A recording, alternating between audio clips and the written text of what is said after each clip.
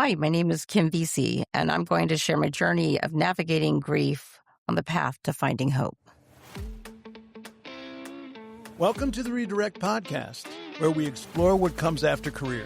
Real conversations about transitioning from the 9-to-5 grind to your next great adventure. Whether you're heading into retirement or simply redefining what purpose means, we're here to inspire, inform, and help you reimagine what's next. This isn't the end of the road. It's the start of something new.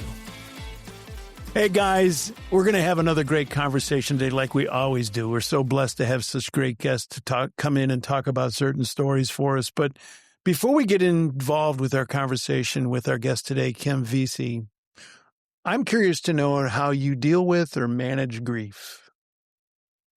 Well, it's a great question. It's always a scary question because we really don't want to do it. But my first real opportunity to manage grief was when Fran and I got married. She lost her mom. I think it's just about 1 year into our marriage, which was right after the birth of our first son. And she was out on the West Coast. Her mom was on the West Coast. We were in Cincinnati. But she was able to get out there and have this moment with her before she left. And still talks about what a great day it was because her mom could eat ice cream and nothing mattered. She could smoke, she could drink, she could do all that because nothing was going to impact. She was going to die soon and she knew it. And they just had this great conversation. Fran came back and then she died. But the hook was 4 months later, her dad died just of a broken heart. He was traveling and he was in another foreign country.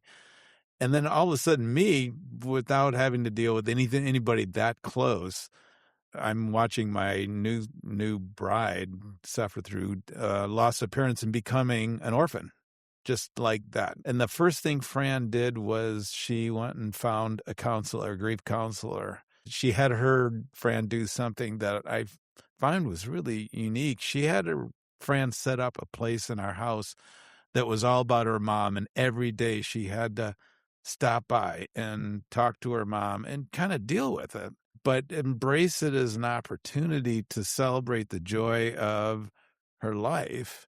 But what was really happening was you got to face this, you got to deal with this, move on. And that was first, and there were a lot of other kind of things that Fran did with her grief counselor. But as I was talking to Fran, I was going, you remember? She goes, gosh, I'm not sure you even remember that. But she said, but your dad died and your best friend died. I showed up just after my dad died. I mean, I was the one that found my dad dead. Mm. He had just died probably a minute before I raced home. Somebody said, it's getting close to get here. I got there. My brother was there. He came up to me and says, I'm not sure he's breathing. We went in there and found him. And then all of a sudden I went into this peaceful moment of, Dad, wow, you're with God now. And it was almost this joyful moment. But then the hard things happen later when you got to deal with, this stuff we used to do together. We used to talk about indie movies and everything, and it comes back. I don't know. Do I have a formula for managing grief? No, it's for me, it was one day at a time. I compartmentalize things and I'll try to get the stuff done that needs to be done. And I know I'm going to feel about it later, but for me, it's really being there for people and celebrating the joy of a life well lived. For me, my mom will have passed 10 years ago, later this year. In the past 10 years, I've lost my mom, my father-in-law, a sister, and 2 brothers. And I think I'm a little better equipped now than I was, a bunch of years ago. I've come to realize I think grief is a process, and however you get to go through it, and the goal isn't to get past it. I don't think for me. I've come to learn that all emotions are realistically they're God-given. I was created with the capacity for anger. I was created with the capacity for sadness, and when I find myself in a situation where sadness is an appropriate emotion, don't run from it. Don't run from negative emotions. Feel them. Sit in them. Experience the sadness if that's what I'm experiencing. So I think I've learned to embrace emotions as God created me to experience emotions.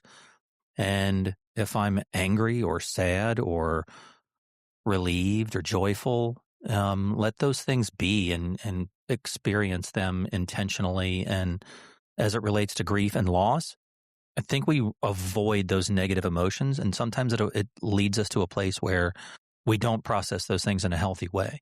And so accepting grief as not an emotion or an event, it's a process, and letting myself go through that. Like one of my siblings I was rather close to. My other one, not so much. I've only seen him a couple of times in my life. So, I experienced two different things in that. So, that's my take on, or my experience with grief. Yeah, grief to me is all parts of our life. We have different things that sort of instill behavior in us. And I consider myself an emotional person. I'm sensitive. I can watch a movie. I have no problem tearing up and all that kind of stuff. I think of things and I'll have a tear in my eye. But when I was younger and my grandfather on my dad's side passed away, I came into the viewing later than everybody else, and I just got in town, and my dad brought me in, and I lost it. I just sobbing uncontrollably, and everybody else, as a result of me sobbing, was sobbing uncontrollably. And my father pulled me aside and said, "Curt, we went into a private room and said, get yourself together, brother. You're really sort of creating an environment for everybody else that could be a little challenging." And from that point forward, I sort of learned to just suck it up and hold it. How I handle it, I had a brother-in-law that passed away tragically. That hit me really hard. I didn't get into the tears openly. It's quiet tears. But then I got outside and I split wood like there was no tomorrow. I cut wood for 2 days straight, from like 8 in the morning till 4 in the afternoon, just swinging an axe. And it's not anger. It's just release. I just had to let it go. And there were moments of crying. There was moments of just exhaustion, but I just kept going. When people pass today, for me, friends, family, or even people I don't know, I do like, it sounds weird, I do like to go to funerals.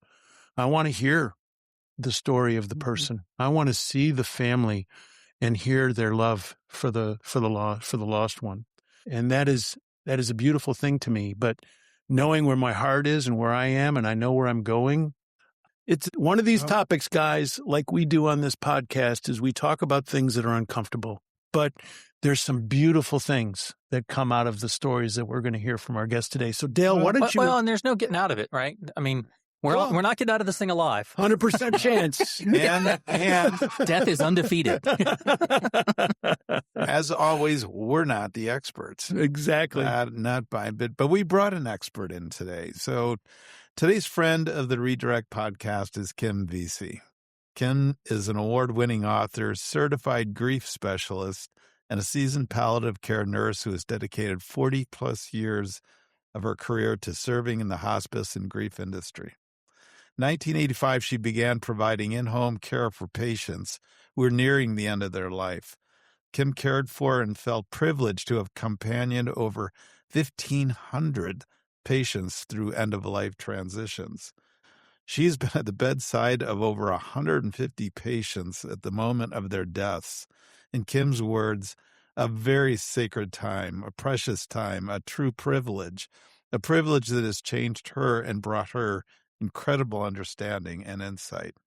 In 2015, Kim was featured guest speaker at 10X Dayton, where she delivered a message entitled First Breath, Final Breath.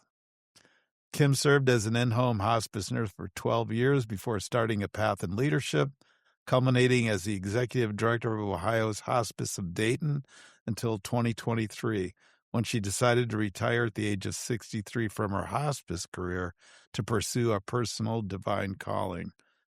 The following year, Kim embarked on her next chapter as founder of My Hope Path, in which she extends her expertise and compassion to individuals, employers, churches, schools, funeral homes, military units, OBGYN, NICU facilities, and communities across the United States. Her mission and passion revolve around aiding and guiding those navigating grief toward a path of hope. So, Kim, welcome to the Redirect Podcast. Thank you. It's my privilege to be here with all of you. So I want to ask the question, palliative care. Wow, you got into this at a really early age. Tell us this story. Well, I went into nursing school. I always knew I wanted to be a nurse, so that wasn't a question. But when I was finishing up my education, I kept wondering what type of nursing I wanted to pursue. And we had a nurse come in and speak to our class, and she was a hospice nurse. And as soon as I heard her story, I go, that's what I want to do. That's who I want to be. So what was her story? What was that spark of something she said that you said, wow, that's for me? She talked about the incredible gift of companioning people at the end of life and people letting you in at that most intimate time in their life, most difficult time in their life, and having the privilege to be there with them and help them and try to ease it a little bit for both the patient and the family, by providing education and symptom management and such. And she also spoke about how it had impacted her life and changed her. That sounded great. I had no idea how much it would impact me and change my life. So what are the services that hospice provides? Hospice, by regulation, has to provide an interdisciplinary team of nurses, social workers, chaplains, home health aides to assist with personal care, volunteers, bereavement staff, physician. And then we have pharmacy available, as well as therapies like physical therapy, occupational therapy, et cetera.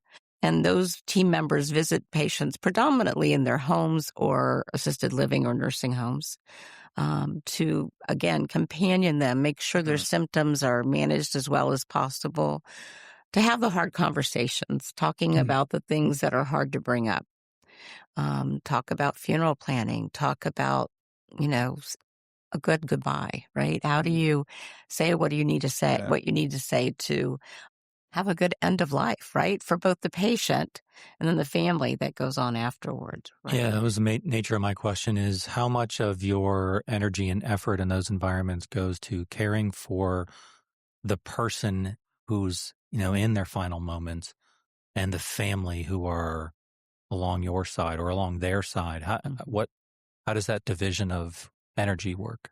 Really every situation's different, but it's both. It's very much both of those things. So, making sure the patient is as comfortable as they want to be, right? Because some people say, I don't want medication, I don't want to be sedated, and they choose to have maybe more difficult symptoms, but they want to be alert. Some patients say, I don't want to suffer, and it's okay if I'm sleepy or if I don't wake up, and I'm sedated from medication. So we navigate that with them, and we try to keep them as comfortable as possible. And then we educate the family on what's next, what's the most likely thing to occur next, and to try to anticipate those needs so we can have the medication or equipment in the home that they're going to need to transition through that without it being any more stressful than it has to be. We're also talking about symptoms, what to do for those symptoms. Maybe it's congestion or difficulty breathing or change in the appearance of the skin. It gets a blotchy blue, so they're not fearful, right? Mm-hmm. And then talking about just saying what's on your heart, right? Talking to them honestly, if they're open to it. Some people just aren't. Mm-hmm. And we're going to keep talking about getting better and such. And we've always got to respect folks, where they're at. But do you get into faith questions? Sometimes patients will bring it up.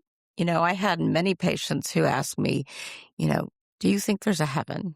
And I would always tell them my Vivian story. Vivian was an amazing patient I took care of for about 2 years. She and her husband had no children. They weren't able to have kids. And so she was dying in our inpatient unit, and I stopped by to see her. He was sitting on one side of the bed holding her hand, and I was sitting on the other side.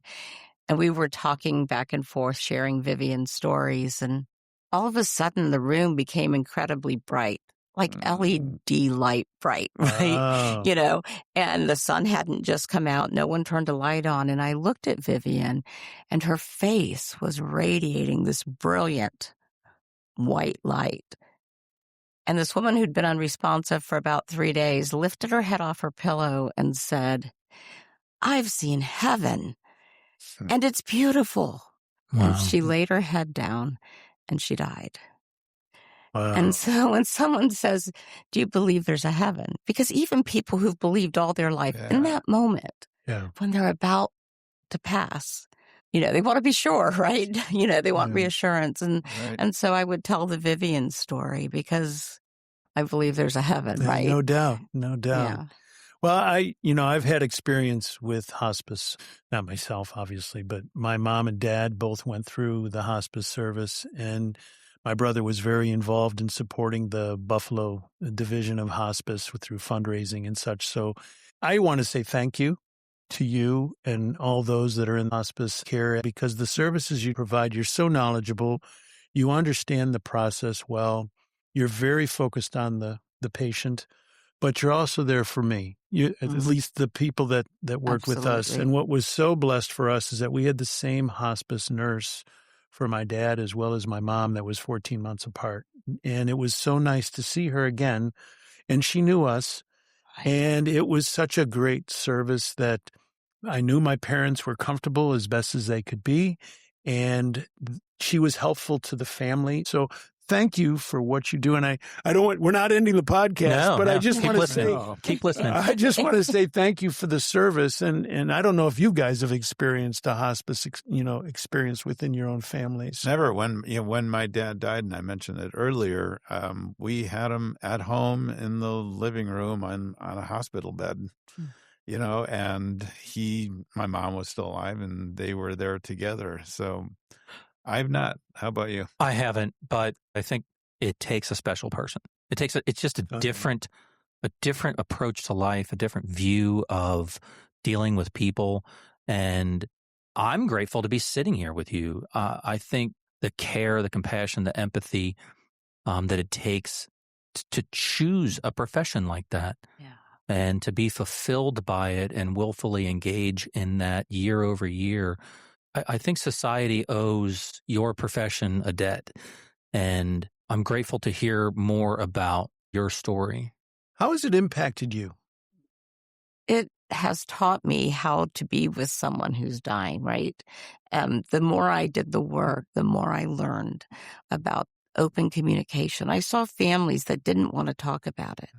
I saw families that didn't say the C word, right? Don't say cancer, or don't say the H word. Don't tell them you're from hospice. Just say you're a nurse. And we'll be respectful of that as long as the patient doesn't ask specific questions. You're going to tell the truth. Because then, yes, absolutely, we tell the truth. But it's hard. I had a patient once who was paralyzed from the waist down because her breast cancer had spread into her bones. And it had severed the spine, so she couldn't walk. And one day she asked me, will I ever walk again? And I looked at her husband because Frank had said, "You cannot tell her she's got cancer. You cannot talk about it." So I looked at him and he shook his head no. And I said, "Mary, you know what? I need to go. I have another, place I need to be. But next week when I come back, we're going to pick up this conversation, okay?" And I looked at Frank and I said, "Follow me." Right? Yeah. Hey, buddy. We got out to the car and I said, "Look, if you let me come back in next week, I'm going to answer her question." And he was reluctant, but he finally, said, "Okay, you can come back." But there's an example that you're using the patient's question in order to help that person in that moment of time who was her husband at the time. Yeah, you're not only companioning the one passing, you're companioning the folks involved. He was probably accepting it himself to a degree. Yeah, and what came from that was I did tell her the next time, and her exact response was, "That's what I thought, but nobody would tell me," right? And she only lived about 3 weeks after that. But she and Frank, their relationship changed those last 3 weeks, and it was beautiful to watch. What's the most frustrating part of being in hospice? Wow. Or challenging part of the job? That's one hard part, right? When family and the patient aren't on the same page, right? Sometimes you're in with the patient by themselves Yeah.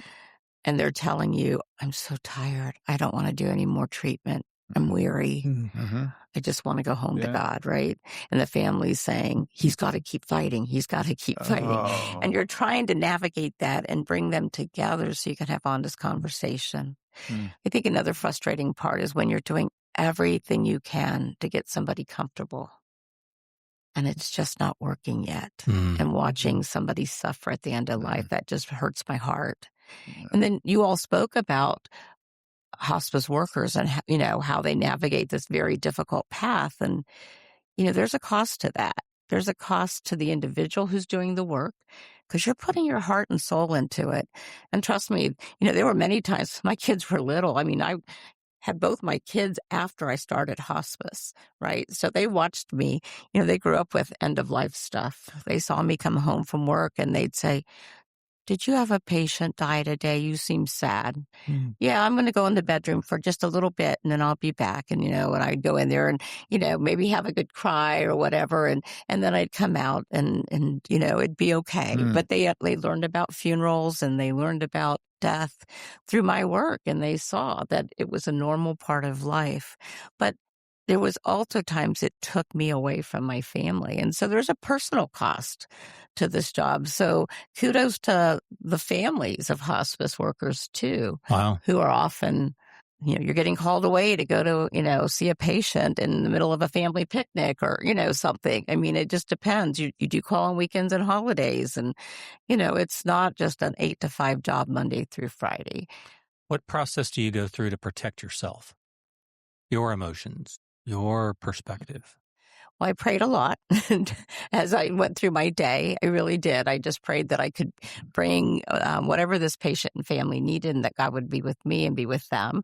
And then I also tried to debrief before I'd go home at the end of the day, like really reflect on my day and what went well and what didn't. And how was I feeling deep down in my soul? How was I feeling? And there were times it got really hard. Matter of fact, that's what prompted me to leave the bedside. Initially, I thought I'd be for a short period of time to get into some leadership because my heart needed a break. My kids, I was raising my children and they were probably at that point about 6 and 8, and it was busy and I was tired and I felt like I was beginning to be robotic with my patients and families. Like, right, oh, I'm so sorry you're going through this. And the next patient, oh, I'm so sorry you're going through this. And I thought, they deserve better. I need to just rest for a little bit from this part of it. Once I got into leadership, though, I realized that I could impact more patients and families by impacting staff and helping to educate them and motivate them and inspire them and caring to for help their them patients. through the tough times, Right. Because you've been there. Right. Yeah. Right. Yeah. And so, while I did intend to go back initially into patient care after a brief respite, I ultimately never did. But, and I miss it still to this day. I miss it. But yeah, that's another hard piece is, that you do give part of yourself away to that and your family allows that to happen. Is there a way outside of donating? And if people want to, donate to a local hospice organization, it's a very worthwhile donation because of the money and where it's going and how it's helping the people that are calling on these patients and just the process itself. Are there other ways that someone who may have a heart to just be with people as they go to volunteer, or do you have to, you can't really volunteer for it because it's such a specialized thing? No, absolutely. We have lots of volunteers, and many times our volunteers come to us after having had a hospice experience. Someone they loved died with hospice care, and we usually say wait at least a year, kind of get through your grief process, and then, come in and you can volunteer. And some folks volunteer with patients at the bedside, right? Sitting with them in their home or offering a hand massage, visiting pets. We have pet therapy. So people will bring pets to patients' bedsides. Sometimes they go and just read to a patient or help a patient write notes to somebody, videotape their story for their family. Wow. And then there's lots of other ways to volunteer that doesn't require contact with patients, administrative volunteers, right? Making copies of things and filing and, doing mailings for the foundation and working at fundraising events. So there is helping the something cause, for but not on the front everybody. line. Right. Yeah. There's something Well, for everyone. I've got to throw in that my wife actually is part of a small horse association that goes out and visits hospice care facilities with these mini horses. Oh, yes, I've seen And the that. stories that she comes back with, they're just things that just touch the heart of people when you're able to be a part or bring some service to the hospice would be. Yeah, It's she loves it. The stories are great. It's amazing when you have a patient who is weary and dealing with lots of symptoms on medication, and someone brings a dog or a small horse. I've seen llamas come in.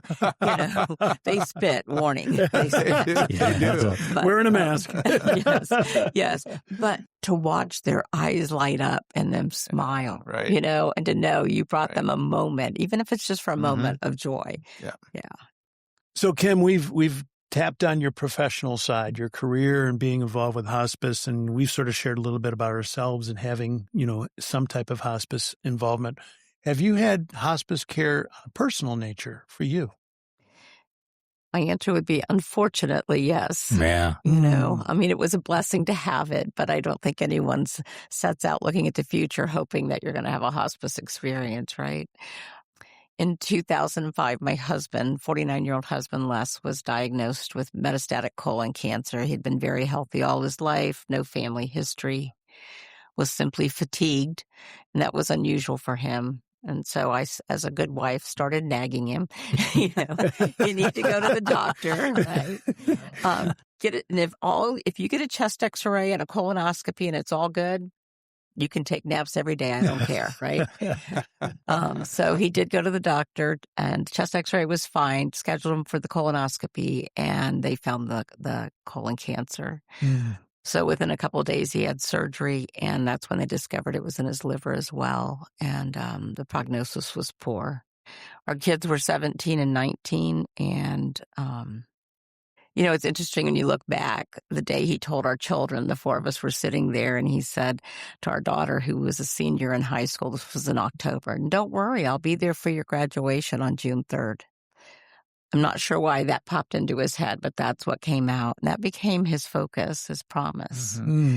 And so once we found out how extensive his disease was, and the likelihood was he was not going to live till June 3rd, because he did not respond well to the surgery and did not tolerate the treatment well either. So we started hospice in February of 2006, and we only had hospice for a couple weeks. He told him that he'd promised Sarah that he'd be there for her graduation. And so they quickly went to work behind the scenes, worked with the school district, set up a graduation ceremony for our daughter. That's cool. Yeah, it was amazing. So there was about 50 people in the room, friends and family, and talk about divine intervention. I did not expect to cry here. I have tissues. I always have tissues. No, but the school said, well, we only have one cap and gown here. This time of year, it was February. And so they said, but we'll modify it to fit Sarah, and she can wear that. Great. Well, the day before, and this was only like a 3-day period where this came together, the truck pulled in like a month early to drop off the graduation gowns, caps and gowns for that year. And it happened to be after school. So the teachers that were still there, the custodians, everyone goes out to the truck to find Sarah's cap and gown. Wow. And they found it. And the next day she had it on, and they played Pomp and Circumstance as she walked in, and Les was there on a gurney with oxygen, and Patrick and I were standing next to him. This was done at the school? It was actually done at a church down the street from our home. Okay. But hospice arranged for an ambulance to take him down there because we couldn't get him down there at that point. And she came in, and the superintendent bestowed upon her diploma, and she pumped her arm, like we made it, and went straight to her dad and kissed him. And that's what she said. We made it, Dad. Knowing that he had kept his promise to her and she to him. And it was a beautiful moment. It really was a beautiful gift to all of us. And then 2 weeks later, he died in our home with Patrick holding one hand, Sarah holding one hand, his head was in my arm. And I could tell by the way his breathing changed. I said to the kids, guys, he's going now. And we each just told him, how much we loved him. And he passed quietly in our home, which is exactly what he wanted. So. Do you find in those moments, though, there's this professional Kim and this emotional Kim? Mm-hmm. Absolutely. Someone said to me, it must have been a lot easier since you've done hospice. Oh, wow. And I said, only from the neck up. Yeah. Right. I had the knowledge, right? I knew what to watch for. I knew what to anticipate. I knew what to ask for. From the neck down, my heart broke as much as anybody else's, right? He was the love of my life. We planned to grow old together. So, it kind of helped with the knowledge, but it didn't change what was happening in my heart and soul. Did that change for you then, going personally through it? Did it change anything about how you handled what you were going to do going forward? Patient care. Absolutely. Yeah. It changed a lot of things. I knew the intellectual part, being a certified hospice nurse. Mm-hmm. I knew the physical symptoms of grief, the emotional symptoms, the spiritual changes and symptoms that happen. And I could articulate them to my surviving family members when I'd visit with them after the death. But to go through it, to know what it means when we said you might feel shortness of breath after your loved one dies as a symptom of grief. And it was about 2 months after my husband died. One morning I got up and I took a deep breath and I thought, oh my gosh, I can breathe. Wow. For 2 months, like I couldn't take a deep breath and I hadn't even realized it. It was like a heaviness in my chest, but like I could breathe, right? And then the crazy things people say, only because they don't know what to say. Right. And they've heard someone else say, God never gives you more than you can handle. Well, that's not really helpful because I'm not handling this very well. Yeah, so that means I'm right. probably letting God down, right? Or God needed another angel. When my daughter died, Sarah died in 2017 from an asthma attack. My gosh, how old was she when she passed? She was 29. She oh my goodness. had her birthday in the ICU, and she was there for 22 days, and she had an anoxic brain injury. So the squad came. We knew what to do. I'm grateful I was there because I know we did everything we could. She'd had asthma all her life. And when the squad came, she was conscious, but she lost consciousness and went into cardiac arrest in the ambulance and ultimately suffered an anoxic brain injury. So with Sarah, at the visitation, people said things like, God needed another angel. Well, that wasn't helpful because I have no doubt that less than Sarah in heaven and like enjoying the glory of the kingdom of God, right? That's not a doubt at all in my mind. But the bottom line is I needed them here. That's where my sadness was. My sadness wasn't about where they're at. My sadness was I wasn't ready to let go of them yet. And my daughter had a 3-year-old son. So watching him grieve, I learned a lot from my patients and families. It guided my husband's death experience, and it also helped me to say goodbye to my daughter. And subsequently, my dad and my mom have both passed, and my beloved little Yorkie dog that was my companion and support for 14 years. So it just brought it to life. It's like reading a book and then going and watching the movie. I mean, it's like you experience in a different way than when you just have the book or professional knowledge. Time for a quick break. If you're liking what you're hearing, do us a quick favor. Hit that follow button, share it with your friends and family, drop us a quick comment, and then a 5-star review. It really helps us keep going and growing. Then head over to Instagram and follow us there too. Thanks for the help. And now, let's get back to work. Has your experience, both professionally and personally, as you wandered into, if I can use that word, led yourself into retirement, what are you doing now? We heard in your bio you're an author. You've got some other irons in the fire. What are you doing? Well, I started feeling God nudge me because after the TED Talk in 2015, I always enjoyed teaching and about end of life. And I was always comfortable having these difficult conversations because it's hard to stand in front of an audience of 50 to 100 or more people and talk about death and grief, because you never know what people are in the midst of in their own lives in the audience, and it can be difficult navigating that. So watching my grandson and his dad navigate the loss of my daughter, so the loss of her partner and mom, I saw that there was a need for just information and a pathway. Because let's face it, most folks don't know how to be with a child who is grieving, especially when they're grieving a parent, right? Yeah, right. So it was a matter of God nudging me to write these books. And I'm like, no, you've already asked a lot of me. I've been a hospice nurse all these years, right? I've lost my husband. I've lost my daughter. No, I'm not doing it. But, he can be really persistent. And I actually challenged him. And I learned no sense in challenging God. Okay, let me just put it out there if you're thinking about that. I know where I place my bets. Yes, no kidding. I was really kind of mad. I'm like, stop asking things of me, right? So I was getting ready to do a pilgrimage to the Holy Land, and I said, fine, if this is of you and what you want for me, you prove it to me while I'm over in the Holy Land. And I thought, I got him, However, our beloved priest, Father Brinkmuller, led our group over there. And the night before we were at the Garden of Gethsemane, he asked me to do the homily the next day at the church that's built around the rock that Jesus is said to have knelt at. And sweat blood, right? And if you remember, he said, please let this cup pass by me, but ultimately your will be done. And I basically, and Father Dave knew this, prayed that for both my husband and my daughter before they died. And I did the homily the next day and shared that story. And about 2/3 of the group I didn't know prior to the trip, okay?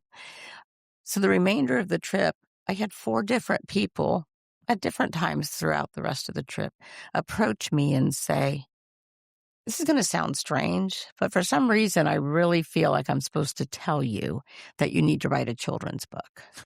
Out of nowhere, people you barely knew or didn't know. I didn't know. Yeah. God won. I'm like, fine. Kim. Fine, leave me alone. So I literally got home on a Thursday night, took Friday to recover from jet lag, and Saturday I got up and did the first draft, and I wrote it within a couple of hours. It was done, the first draft. So So tell us about your books. Tell us. The title of the first book is What Cloud Is My Mommy In? And that's because my grandson at 3.5 really didn't understand heaven, and people were telling him his mommy was in heaven and that it was a far place away, And so he said, well, where? And they said, it's in the clouds. Heaven's in the clouds. So we were out walking my little dog and he's looking up in the sky. And I said, what are you doing, buddy? And he goes, Mama, what cloud is my mommy in? And so that became the title of the book because it was simplistic and so childlike, right? So I wrote that book, and then I was sharing it with the Young Widows Support Group I lead, which is for widows under 50, and most of them, or many of them, have young children. I go, well, we need a daddy book, right? Yeah. So then daddy book came, and I got to thinking, well, grandma loss is more common, so those followed. And those 4 books are basically the same, right? It's a story going through the whole first year of grief, ways to memorialize the person at Christmas and at Easter and Thanksgiving and on Mother's Day or Father's Day and their birthday and the child's birthday and such. But there's also information in the back of the book about, grief and how to grieve with your child together and how to be honest. Basically, any child old enough to love is old enough to grieve, right? Mm-hmm. So grief is a response of great love when it's lost. And so it's important that we help kids to process that. And so that was the first 4 books. Then I had a friend who had her second child, and the baby died a couple hours after birth. And so she had a son at home who was expecting a little sister, and she didn't come home. Wow. And so the brother-sister book was born, dealing with sibling loss in honor of my son who had lost his sister, and then also incorporating neonatal loss. So late-term miscarriage, stillbirth, NICU death, that sort of thing. So that book's about 3 turtles who go to grief camp. And 2 of them have memories of their sibling, but one doesn't because their sibling died at birth. And they navigate that together. And so, again, there's information in the back about the creating memories at holidays and such. But I imagine these are pretty well received. yeah, the feedback is it just warms my heart and brings tears to my eyes, really. I remember getting a message on, I think it's on Amazon, actually. She says, my kids hadn't smiled since their dad died. But as we went through the book and then started doing some of the things in the back of the book, we started laughing because we were telling stories and smiling. Mm-hmm. And we realized we can laugh and cry, because it talks about that in the book, at this, together. They're both part of grief, right? Yeah. They're both part. That's what I love about this book. When you shared a copy with me a while back, I'm like, well, it's a kid's book. And then I started reading the introduction and the foreword. And then I went to the back where this, as you mentioned, all the life events and there's questions and answers. It's a guide for the parent. It's a guide for the adult to help with this situation. Congratulations. Nice effort. And I think it's a beautiful thing you're providing. Fantastic. Thank you. Yeah, and the pet book just came out 2 weeks ago. So what cloud is my pet in? Wow. I was going to do Does that mean dog, cat, fish? Absolutely. Because I thought otherwise I had to do what cloud's my dog in and what cloud's my fish in. No. Does that work across the board? It is pet, right? It is pet. When my wife lost her horse. Yes. Yeah, it'll work. Yeah, there's not a horse character in the book. No. But there's hermit crab characters and bearded dragons in there and cats and rabbits. So how long have you been doing this project? The first book, the mommy book, came out in 2019. Okay. Okay, and the pet one just came out 2 weeks ago. So they've kind of come out over those last 7 years. And then, my love for speaking and teaching and my certification in thanatology, which is the study of death and grief. I've got that certification predominantly so people understand it's not just me talking from my heart, but I have the knowledge base too, right? Based on my hospice work and also additional study that I've done in death and grief, knowledge about the physical things that happen, in grief and the emotional things and the spiritual things that happen that give me some credibility. So I also go out and do speaking to different groups. I've decided my life mission at this point is to change the way the world understands grief and how we companion or walk alongside those in our life who are grieving. And the best way I can do that is through education and storytelling. Because when I tell a story, as you guys have just been witness to, right? Yeah. When I tell a story and you can feel it, you remember it. And hopefully you can take that, and if at some point, and for most of us, it will be at some point, you can apply that maybe in your own personal lives when you're facing a loss. So tell us about My Hope Path. My Hope Path is the company I formed that is my speaking, business in the books. And I chose that name because grief, when you're in the midst of raw grief, it feels pretty hopeless, right? And through my loss experiences and my work, I've learned that you do eventually find your way back to hope. You do eventually experience joy and happiness again. Maybe not the way that I expected my life to be, but I have much joy in my life and much good in my life. So My Hope Path, it's because there's not just one path to hope. We each have our own path. And if you looked at the logo for the business, it's a cobblestone path. So it's winding, it's bumpy and uneven. At the end of the path, there's a big heart with a teardrop. Because again, when there's great love and it's lost, there's great sadness. There's some lavender along the path just because there's blessings along the way, right? Right? There's things that bring us comfort.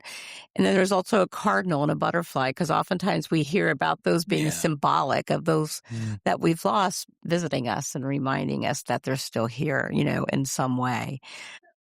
I think the important message is that, when we lose someone that we love, they're physically gone from us, but the love remains. It changes.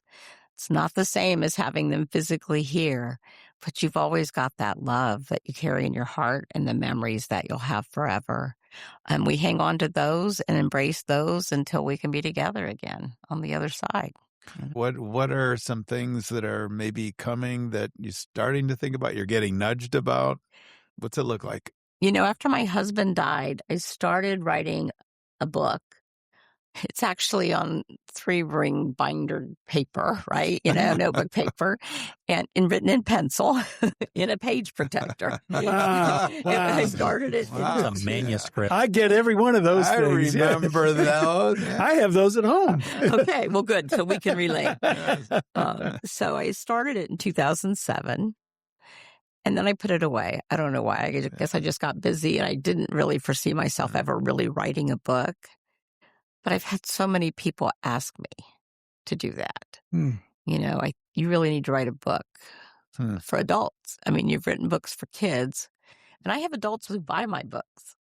So I'm working on that. And it's a little bit different format. I'm writing the book from the very beginning. What I'd already written, it was conversational.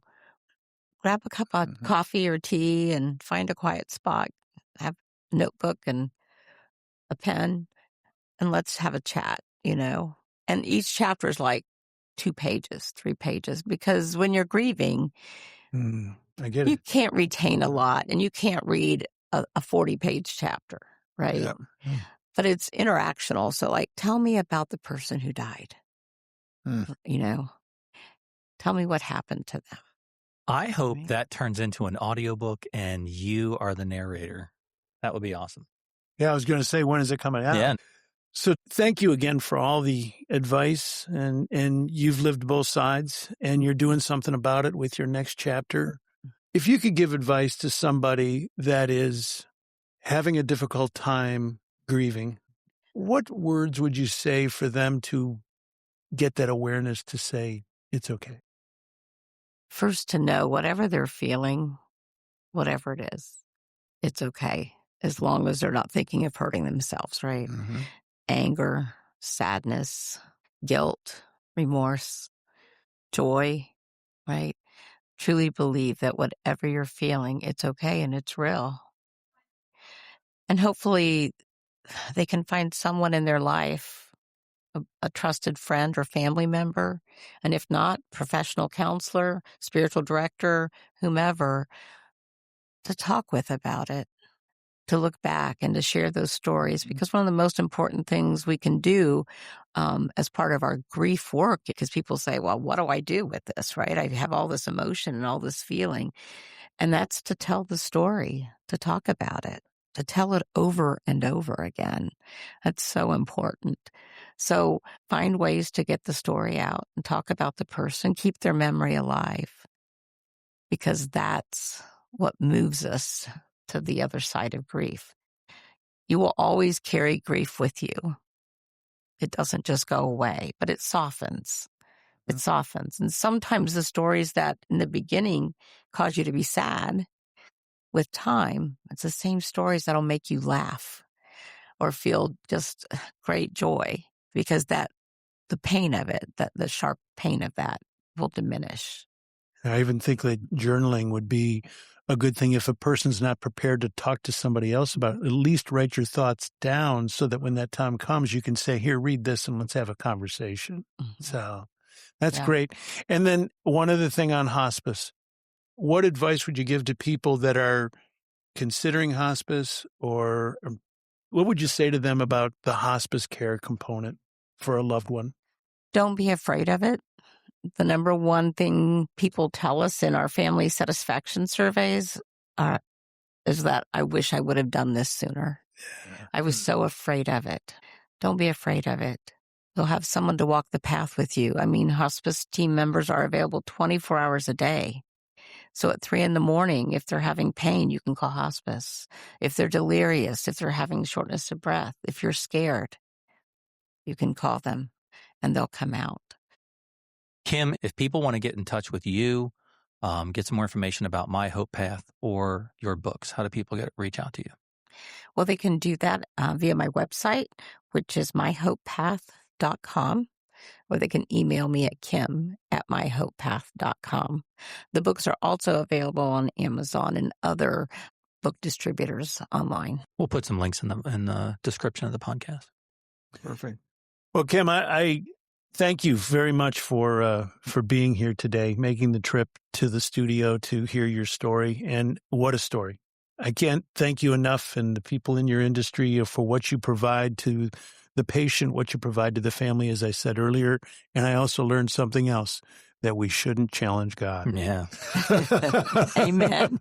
I just want to thank you. You've stepped into an area that's a tough one for so many people, and you've given them a guide on how to get through it.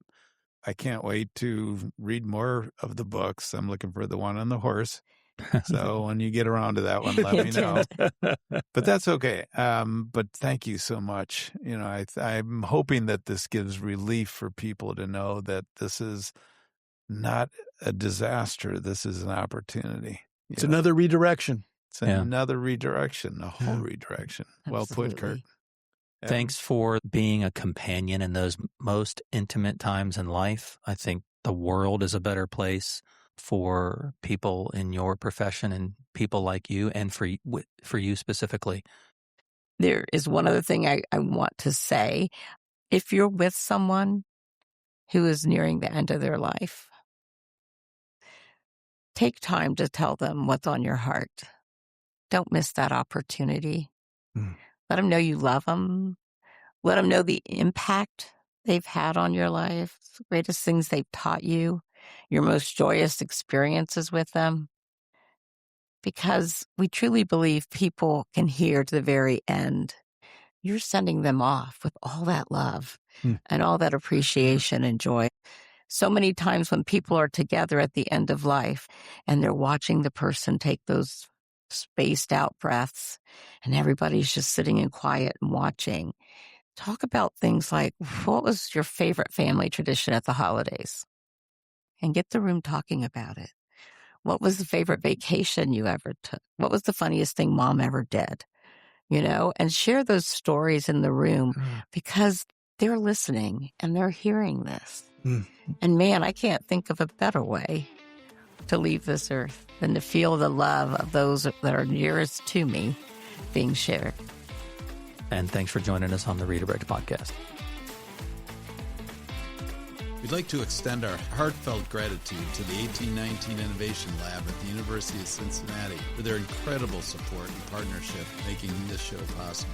If you enjoyed today's episode, you can find more of our content on Spotify and Apple Podcasts, as well as Instagram. Have questions or want to connect? Drop us a line at info@redirect-u.com. We'd love to hear from you. Remember, there's purpose in your life, so find it and go do something about it. Hey, I've got one more comment. The Redirect Podcast is presented solely for educational and entertainment purposes. We engage in an open, honest conversations about personal growth, life transitions, and the lessons we've learned through our own experiences.